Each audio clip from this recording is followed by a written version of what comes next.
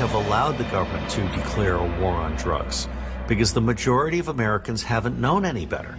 And they haven't really understood that all of this is a massive deception. It's a massive profit scheme. We must wage what I have called total war against public enemy number one in the United States, the problem of dangerous drugs. They can't even keep drugs out of the prison system. You know, they have guys in prison that ODs and things of that nature, even in the home.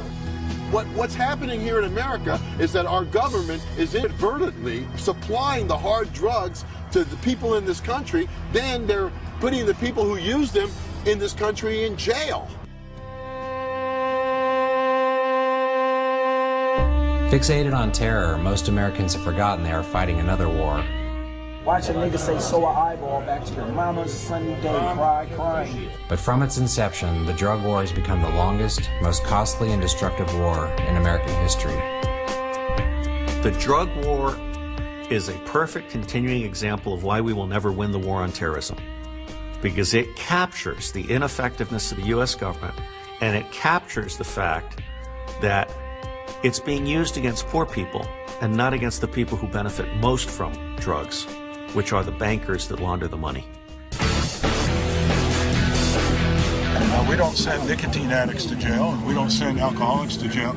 We shouldn't send drug addicts to jail. Oh my God, do you mean they'll legalize marijuana and you can buy heroin at 7-Eleven? People have to realize that most of our history, we didn't have federal laws against the use of drugs. $50 billion a year at the local, state, national level, clogging our courts year after year.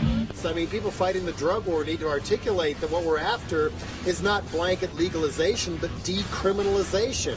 Why in the world do we have millions of innocent young people wasting away in prison when the big people who are committing these huge, atrocious crimes are getting away every day? My own personal opinion, I think the jail cell is better than the rehab.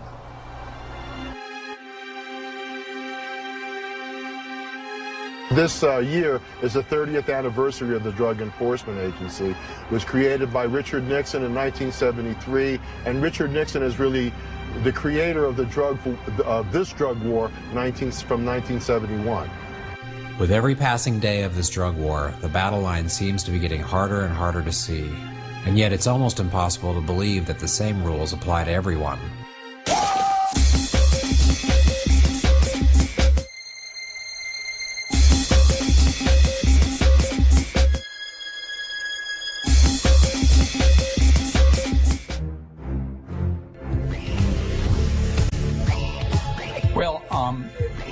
A lot of us are very uncomfortable with this notion of a war on drugs. So what we attempted to do was articulate a very different concept, which was viewing the drug issue as a cancer affecting American communities. You used the wrong word. You said war. If this was a war, we would have solved the war and won the war. This is the greatest country in the world. When we go to win a war, we win it. We got more drugs today than we did 10 years ago, and that's got to tell you that there is something bigger that's not being shown. In 1972, when Richard Nixon started the war on drugs, the federal budget allocation was $101 million. Going into fiscal year 2000, the federal budget allocation was $20 billion. Yet there were more drugs in the country in 2000. They were of better quality and they were less expensive than they were in 1972.